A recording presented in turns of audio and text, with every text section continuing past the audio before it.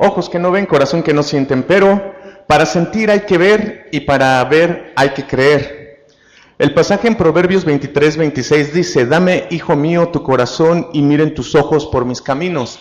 Entonces este pasaje nos está diciendo que es completamente al revés, que primeramente necesitamos depositar nuestra confianza, primeramente necesitamos poner nuestra fe en Dios para entonces poder ver y poder sentir. Si el dicho dice, ojos que no ven, corazón que no siente, pues yo quiero decirte que la palabra de Dios nos enseña primeramente que tenemos que entregarle nuestro corazón a Dios para que entonces nuestros ojos puedan mirar sus caminos. Quiero hablarte un poquito acerca de los ojos. ¿Alguna vez has mirado los ojos de tus seres queridos? Y te das cuenta que son ojos bonitos. Por ejemplo, los míos tienen un café muy especial, no sé si ha dado cuenta. Y no le envidio nada a los verdes ni a los azules. La palabra ojo en la Escritura, en el Antiguo Testamento, es ayin, y digo esto como referencia para que usted preste mucha atención. En el Antiguo Testamento, cada que se refieren a ojos es ayin, y en el Nuevo Testamento es oftalmo. ¿Le suena la palabra? Esta es la que se usa más frecuentemente, pero hay en solamente 2 pasajes bíblicos que se usa la palabra oma. Y al estar investigando cuál era la diferencia de oftalmo y oma en el griego, la única connotación que hay es que esta tiene una connotación tierna. Y lo vamos a entender más adelante. ¿Por qué oma se usa solamente en 2 pasajes de la Escritura? Y uno de ellos es el que vamos a ver el día de hoy. Y cuando se usa esta palabra oma en vez de oftalmo, oma tiene una connotación tierna. Ojo es la parte del cuerpo diseñada para ver, ¿verdad que estamos de acuerdo en eso? Recuerdo yo cuando en una situación de estrés, yo la verdad que consideraba que a mí no me afectaba el estrés, pero mi cuerpo me dijo lo contrario. Me salió una manchita en el ojo derecho, no se veía a simple vista, pero a la hora de mirar yo veía un círculo que me tapaba la visión y tenía que mirar hacia arriba para poder ver claramente, pero si miraba de frente me obstaculizaba. Y cuando eso me sucedió, verdaderamente pude apreciar lo importante que es la vista. Personas que usan graduación cuando no tienen sus lentes saben lo que significa esto. O si alguna vez has tenido alguna crisis donde has perdido de manera parcial la vista, te darás cuenta que es un don de parte de Dios muy preciado, muy necesario para poder vivir, ¿verdad? Entonces, solamente cuando nos damos cuenta de la necesidad que tiene la vista en nosotros, es cuando apreciamos su importante valor. En las Escrituras los ojos están generalmente relacionados con la luz, la vigilancia o la comprensión espiritual, mientras que la ceguera puede ser una metáfora para la oscuridad, la ignorancia de Dios y la rebelión contra Él. Y hay muchísimos pasajes que nos hablan de esto, de cuando uno no está mirando bien claramente o cuando uno usa la mirada para estar en contra de Dios. El uso más frecuente que encontramos en la Escritura tiene que ver con el sentido literal u ordinario, que es el poder ver como tú y yo lo hacemos. Como tal, el ojo se considera de gran valor. Para los antiguos, los guerreros en la antigüedad, en el pueblo de Israel, esto era así, porque cada que conquistaban, usted recordará un relato muy triste. Cuando Sansón fue dominado, ¿qué fue lo que le hicieron los filisteos? Le arrancaron los ojos. Y también en una situación cuando el pueblo de Israel se encontraba en gran crisis y temeroso de los pueblos enemigos, el rey de este pueblo enemigo le mandó a decir al rey del pueblo de Israel: manda que se quiten un ojo y entonces haremos pacto con ustedes. Entonces esto está hablando del gran valor que la vista tiene en el ser humano. El ojo también fue considerado el canal principal de la tentación. Usted recordará cuando con Eva que dice que su ojo vio y codició. Entonces, este ojo también es considerado el canal principal de la tentación. También los usos más interesantes son figurativos, que la Escritura habla respecto al ojo. En este sentido, el ojo generalmente representa el entendimiento mental o espiritual. Si tú no tienes un buen ojo en el ámbito espiritual, no vas a poder comprender la voluntad de Dios. Necesitas tener una visibilidad clara necesitas quitarte la venda de los ojos, necesitas pedirle al Espíritu Santo que quite esa venda que no te permite ver de manera clara y contundente el ámbito espiritual. Pero también así conocer a Cristo es tener alumbrado los ojos de nuestro entendimiento, lo dice Efesios 1:18, que tener alumbrado nuestro entendimiento nos lleva a tener una comprensión clara de nuestro Señor Jesucristo. Pero también guardar los mandamientos del Señor alumbra los ojos, según Salmos 19:8. Entonces, hay muchos pasajes relacionados con respecto a cómo nuestro ojo o nuestros ojos son alumbrados. Bien, ya que hemos hablado un poquito acerca de lo que es el ojo, la Escritura también habla acerca de que es la lámpara del cuerpo y que todo lo que recibimos por el ojo viene a nuestra alma, a nuestro corazón, a nuestro intelecto y dependiendo de lo que estemos nosotros visualizando, de eso estará lleno nuestro ser. Así que nuestro ojo puede ser bueno o puede ser malo. Pero si nuestro ojo está enfocado en ver cosas negativas, ¿qué crees? Nuestro actuar, nuestro caminar será así. Pero ahora quiero entrar a este asunto en el cual no solamente lo que vemos, sino la influencia que está a nuestro alrededor, cómo es que tú y yo somos influenciados. Y quiero preguntarte, ¿cuál es la influencia de tu barrio? El lugar donde tú vives, la colonia donde tú estás radicando. Quisiera preguntarte, en primer lugar, ¿cómo es la gente de tu barrio? En términos generales, empieza a pensar en eso. ¿Cómo es la gente cuando sales de tu hogar, de la puerta de tu casa, de tu departamento, de tu vecindad, no sé, de donde tú estés viviendo? Cuando tú sales de tu puerta, de tus cuatro paredes, ¿cómo es la gente que está a tu alrededor? ¿Qué tipo de gente te encuentras? ¿Con quién convives día a día? ¿A quién le brindas un saludo cada mañana que te vas a trabajar o a tus actividades? ¿Qué clase de gente es con la que estás a tu alrededor? ¿Qué creencias tienen? Si habláramos en términos generales, siendo honestos, en términos generales de nuestra nación de México, diríamos que la mayoría de la población es católica, apostólica, romana.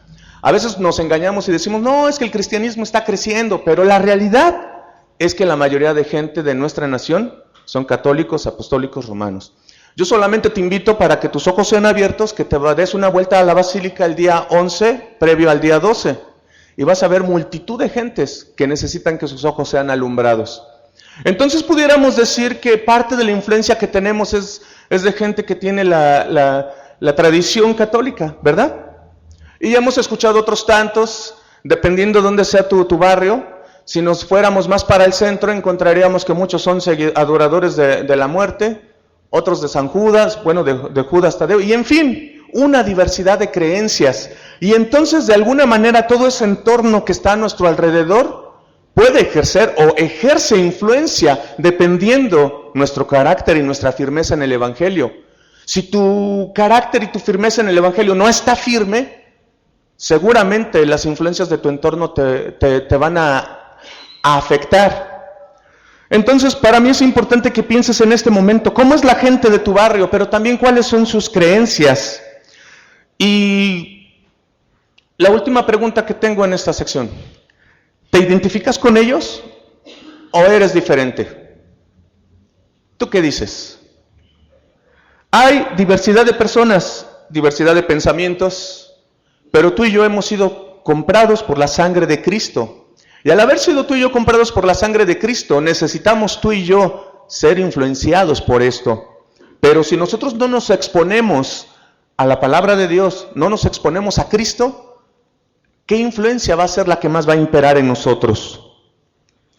¿Qué clase de gente necesita Jesús en tu barrio? Esta es otra pregunta. ¿Hay incrédulos en tu colonia? Gente que dice, no creo. Que hace 2000 años, que el Via Crucis, que aquí y allá, no creo. O ateos, gente que afirma categóricamente que Dios no es real. Les pregunta si tienen evidencias y pues no, simplemente tomaron la decisión de decir que no hay pruebas, según ellos. O tal vez haya gente religiosa, y con referirme con gente religiosa me refiero a gente tradicionalista, que va de vez en cuando a la iglesia, tradicional, y eso porque sus padres le inculcaron eso, pero en sí no tienen la esencia de lo que significa ser un verdadero cristianismo. gente que solamente en necesidad se acuerda de Dios, gente que por tradición, por costumbre, lleva ciertas prácticas. ¿Te encuentras con ese tipo de gente a tu alrededor? O puede ser gente indiferente, que te puede decir, si Dios existe o no existe, pues yo me mantengo al margen, me da igual. O personas ciegas. Tal vez tú conoces a muchas personas que tienen alguna deficiencia física. Tal vez te encuentras con personas que a lo mejor tienen sus ojos bien, pero no pueden ver más allá. Y yo te pregunto en esta mañana, ¿tú estarías dispuesto a traerlos a Jesús? ¿O te integras a su manera de vivir? Tal vez el domingo en la mañana represente que vengas y le digas a Dios, yo ya cumplí, pero en la semana me apego a de lo que estoy hecho, ¿no? O a lo que estoy acostumbrado. Bien, yo te pregunto, ¿qué estás dispuesto a hacer? Más bien, la pregunta es, ¿qué está dispuesto a hacer Jesús? ¿Qué está dispuesto a hacer Jesús por estas personas de las cuales empezamos a hablar hace un momento que viven en nuestro barrio? ¿Qué está dispuesto a hacer Jesús por aquellas personas que son ateas, que son incrédulas, que son indiferentes? Por aquellas personas que son religiosas, por aquellas personas que a lo mejor son completamente incrédulas y que decidieron no creer para no retar su vida. ¿Qué está dispuesto Jesús a hacer? Quiero decirte en primer lugar que Jesús quiere estar cerca de ti y de ellos. ¿Puedes decir amén a esto? Jesús quiere estar cerca de ti y de ellos. Pero también Jesús quiere tocarte y tocar a la gente de tu barrio. Si Jesús estuviera caminando aquí entre nosotros, Jesús iría al lugar donde está la necesidad, independientemente de que fueran personas incrédulas, indiferentes. Independientemente de que, aunque fueran personas que rechazaran sus milagros y prodigios que Él ha hecho, su deseo es que nadie se pierda, sino que todos procedan al arrepentimiento. Este es el deseo del corazón de Jesús. Y nosotros pues muchas veces decimos, no, si no quiere nada, pues allá su asunto, ¿verdad? Pero Jesús no es así. A pesar de la incredulidad y la dureza del corazón del hombre, Dios estuvo dispuesto a enviar a Jesús para morir por nosotros. Siendo nosotros pecadores, Él estuvo dispuesto a enviar a su Hijo. Jesús está dispuesto a esto. Pero Jesús también quiere sanar a los enfermos. Hoy en día, en este 2017, Jesús quiere seguir sanando enfermos, pero también quiere aclarar la visión. Y no solamente de aquellos que le han entregado su vida, sino de aquellos que todavía no se le entregan. Jesús quiere aclarar tu ojo. Y es importante que tú reflexiones en esta mañana. ¿Qué estás mirando? ¿Cómo miras la fe? ¿Cómo miras la vida de Jesucristo? ¿Cómo miras el futuro? Si no está claro, Dios lo quiere aclarar. Tal vez estemos siendo ciegos espirituales. Pues quiero decirte que Dios quiere hacernos ver claramente. Tal vez haya personas que en lo físico sean ciegos. Dios quiere darles sanidad, porque Él es poderoso para hacerlo. ¿Lo puedes creer? Acompáñenme por favor a Marcos capítulo 8, versículo 22 al 30. Este es el pasaje del día de hoy. Y con esta breve introducción, quiero que tengas en mente la importancia de tus ojos, la importancia de lo que estás mirando. Marcos 8, 22 al 30.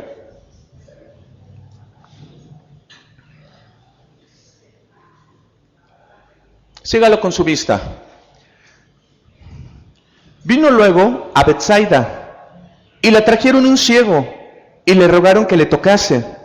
Entonces, tomando la mano del ciego, le sacó fuera de la aldea, y escupiendo en sus ojos, le puso las manos encima, y le preguntó si veía algo.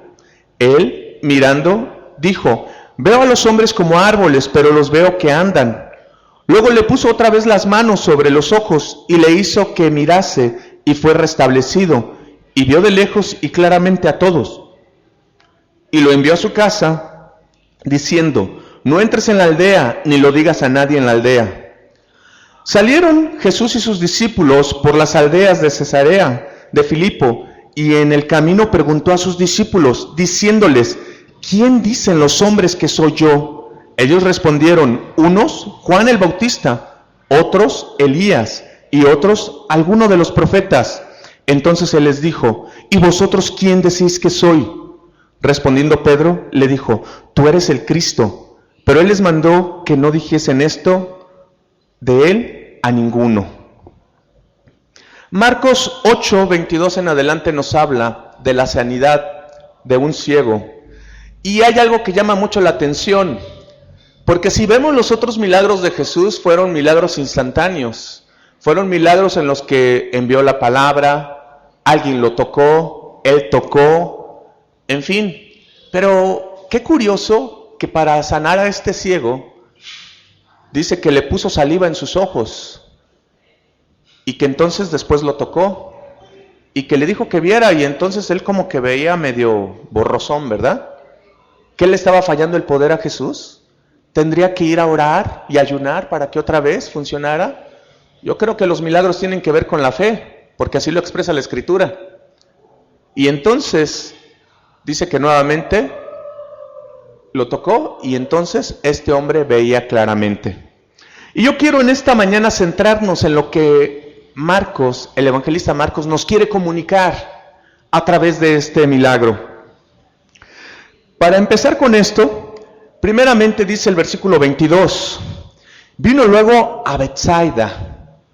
Y vamos a describir un poquito el barrio de Betsaida para que nos identifiquemos tal vez con este barrio. Betsaida significa casa de pesca. Usted recordará que cuando Jesús llamó a Pedro, ¿dónde estaba Pedro? Pescando, ¿verdad?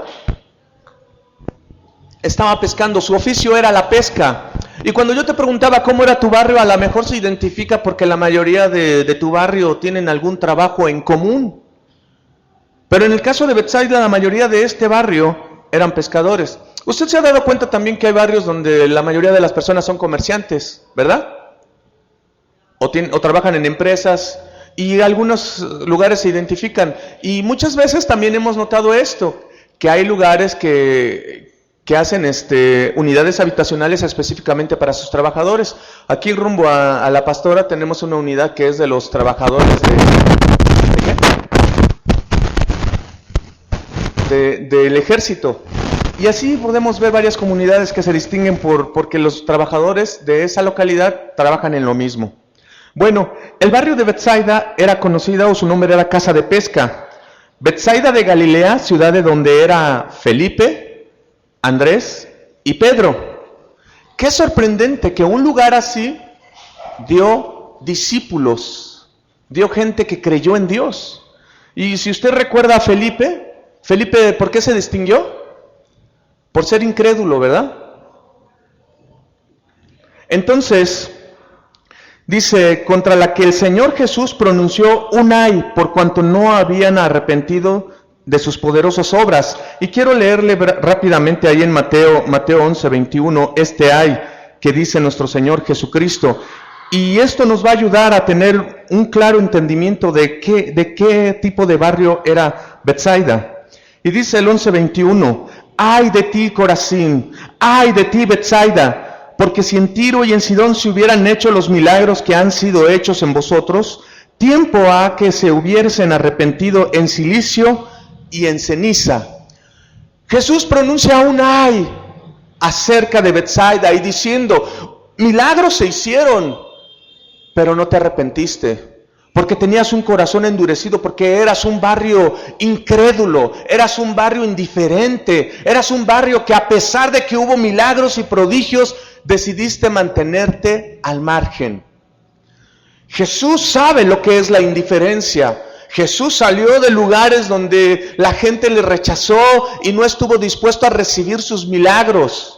Pero yo quiero que en esta hora que tú prestes atención en lo positivo, que hubo hombres de este barrio que estaban influenciados por su comunidad, estaban influenciados tal vez por la idolatría, estaban influenciados tal vez por la indiferencia, estaban influenciados tal vez por la incredulidad.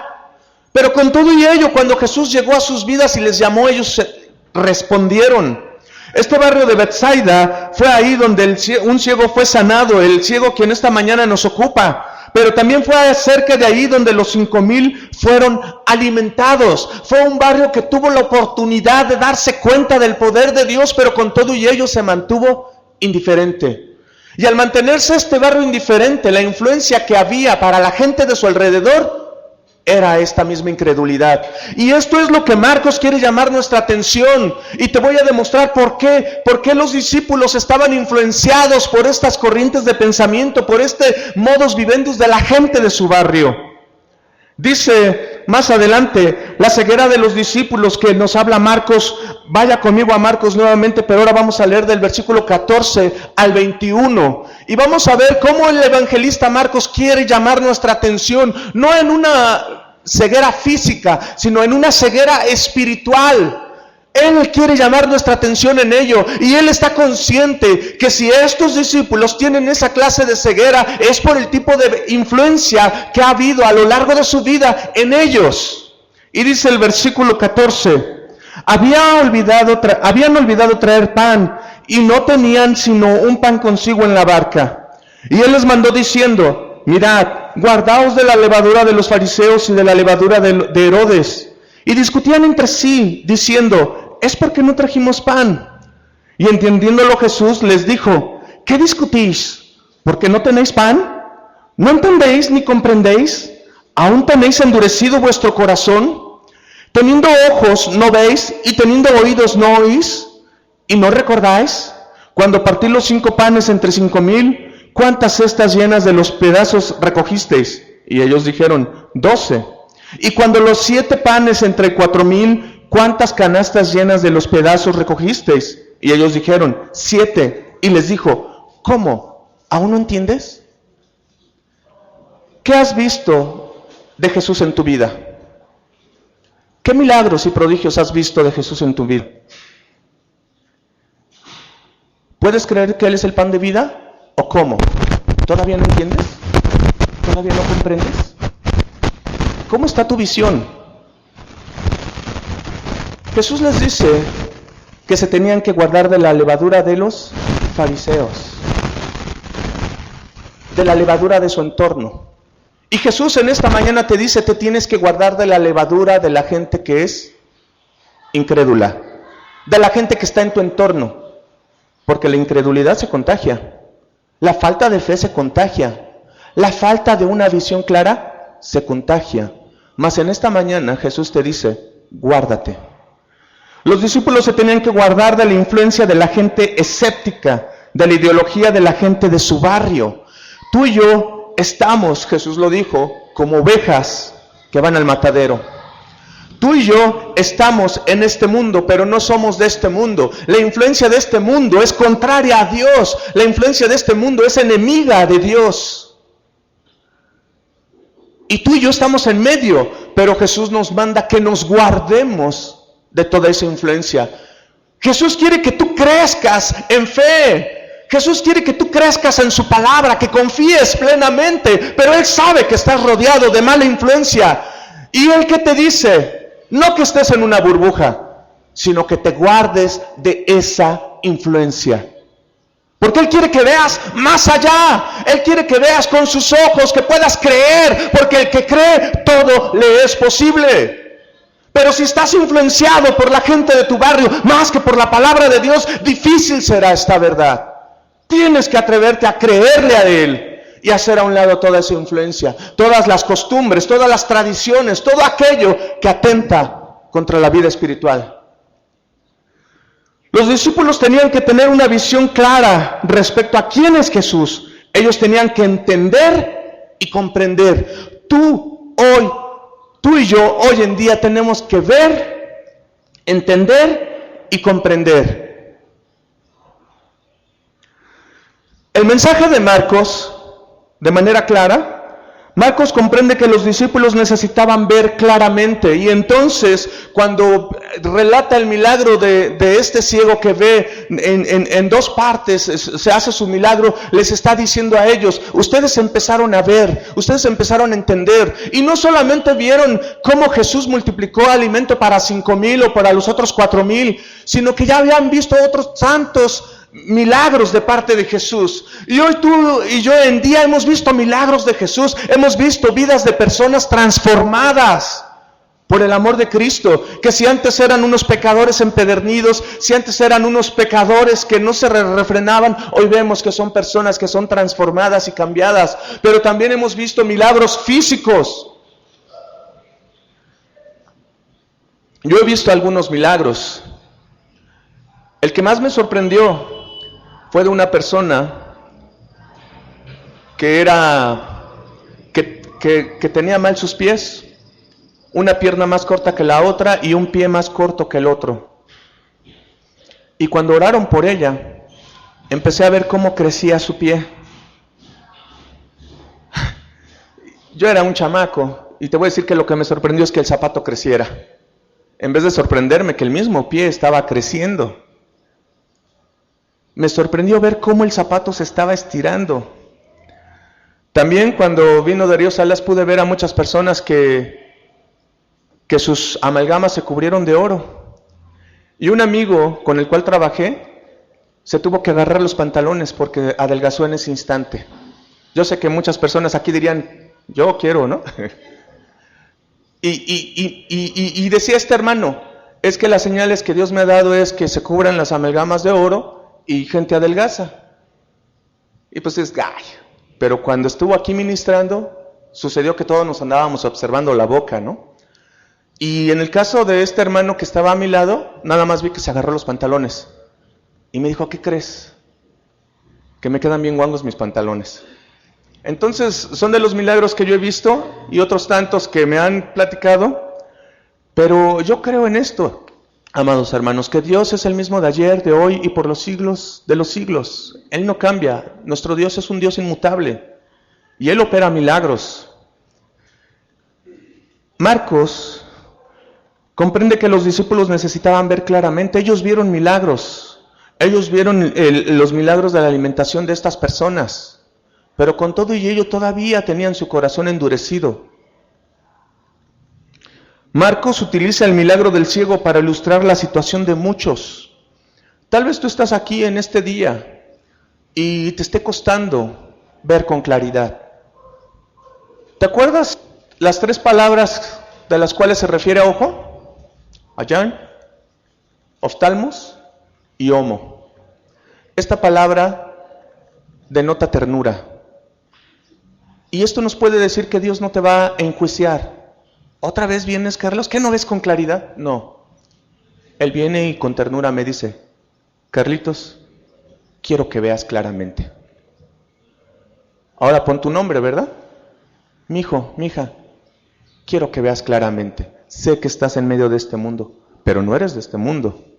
Sé que hay mucha influencia, muchas filosofías, pero yo te pido que te guardes de eso. Si quieres ver con claridad, guárdate de eso. Marcos deja claro que Jesús está dispuesto a sanar, pero también a aclarar la visión de quienes están dispuestos a estar con Él.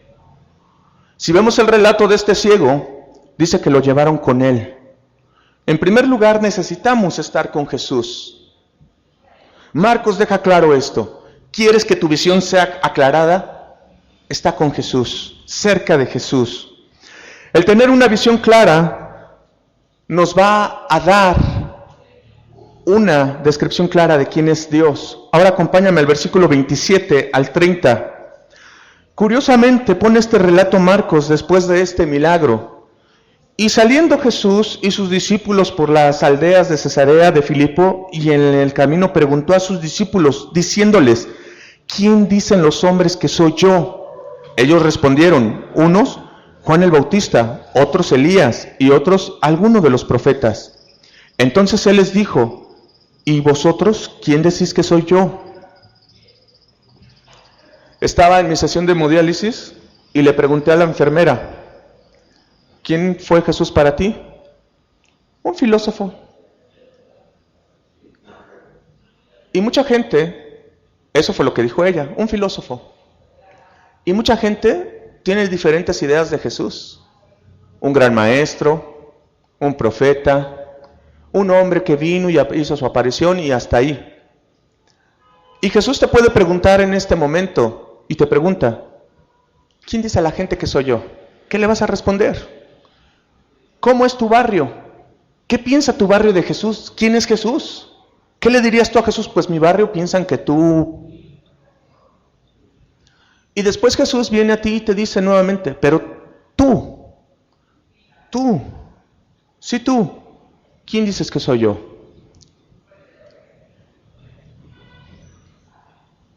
¿Qué experiencias has tenido con Jesús?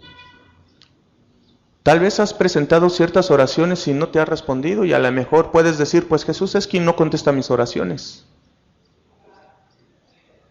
O tal vez puedas decir, Jesús es alguien que me dicen mis papás que es real, pero yo no creo. Tal vez puedas decir, Jesús es un mito. ¿Qué te daría la oportunidad de hablar con veracidad de quién es Jesús?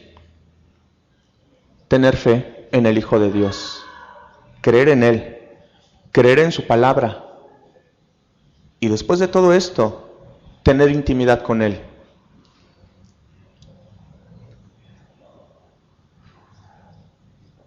Voy a usar un ejemplo en esta mañana.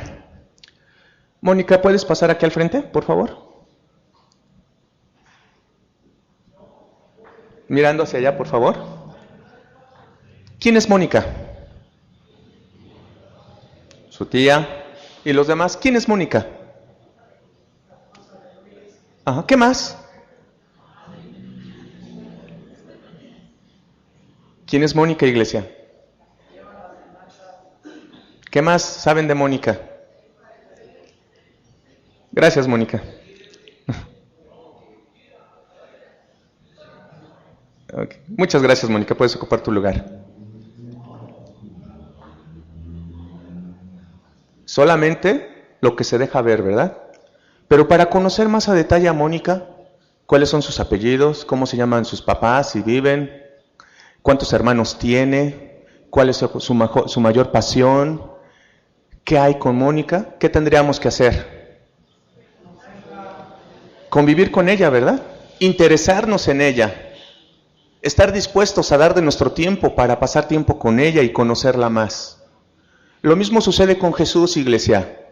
Si no estamos dispuestos a pasar tiempo con Él, a tener tiempos de intimidad en oración, a leer su palabra y conocer lo que los evangelios nos hablan de Él de manera profunda, difícilmente pudiéramos decir quién es Jesús en nuestras vidas. No nos engañemos, iglesia. No se trata de decir, ya le di mi vida a Jesús, ya lo acepté como mi Salvador y se acabó. Se trata de entrar en una relación viva con Él. Los discípulos estaban en una relación con Él y aún con todo y ello la influencia del mundo estaba operando en sus vidas. ¿Cuánto más nosotros si no pasamos tiempo con Jesús? ¿Qué influencia estará más poderosa en nuestras vidas? ¿Queremos conocer a profundidad a Jesús? Necesitas pasar tiempo con Él. ¿Quieres conocerlo más? Sumérgete en su presencia. Porque ¿qué crees? El mundo te está preguntando hoy en día quién es Jesús. ¿Y qué le vas a responder tú? ¿Qué le vas a responder si no te has dado la oportunidad de pasar tiempo con Él? El mundo está sediento, hambriento de saber quién es Jesús. ¿Y qué le vas a decir? ¿Le vas a hablar de tus prejuicios? ¿Le vas a hablar de tus luchas porque no te atreviste a someter eso a Dios? Porque no te retaste a ti mismo y dijiste, estoy dispuesto a conocerte más allá de lo que ahora te conozco. Estoy dispuesto a que mi visión sea clarificada. ¿Qué le vas a dar de conocer al mundo acerca de Jesús? Para Jesús era importante que sus discípulos aclararan su visión. Para Jesús fue importante que ellos vieran sus milagros. Para Jesús es importante hoy en día que tú veas, que camines con Él y veas quién es Jesús, para que entonces Él te diga, ¿y tú quién dices que soy yo? ¿Tú quién dices que soy yo? Es importante, amados hermanos, que no nos engañemos a nosotros mismos. Es importante que reconozcamos qué clase de visión estamos teniendo.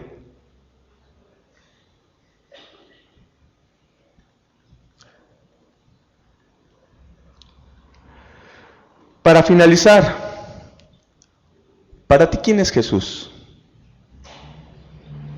Sé honesto y díselo a Él.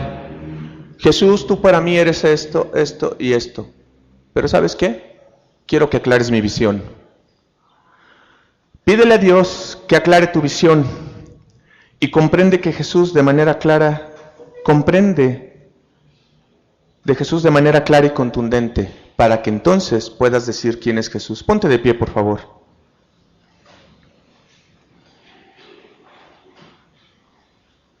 Cierra tus ojos.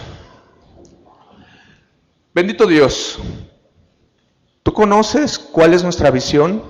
Si es una visión borrosa, si es una visión que no está viendo claramente quién eres tú. Ven y tócanos. Pon saliva en nuestros ojos y permítenos ver con claridad quién eres tú. Tal vez, Señor, nuestra comunión contigo ha sido tan deficiente que a veces llegamos a pensar que tú eres así, pero la realidad es que esto ha sido por falta de fe nuestra. Perdónanos, Padre, y permítenos, amado Dios, ver con claridad. Ven y opera el milagro de darnos una visión clara. Señor, reconocemos que estamos influenciados por nuestro entorno, pero esto ya no debe de ser más. Debe de pesar más tu influencia en nuestras vidas que la de nuestro entorno. Te entrego mi vida y te pido, Señor, que me hagas ver con claridad quién eres tú, porque tú me has puesto en este lugar, en este mundo, en mi colonia, con mis vecinos, con mis amigos, con mis familiares, para hablarles de ti. Gracias en el nombre de Jesús. Amén.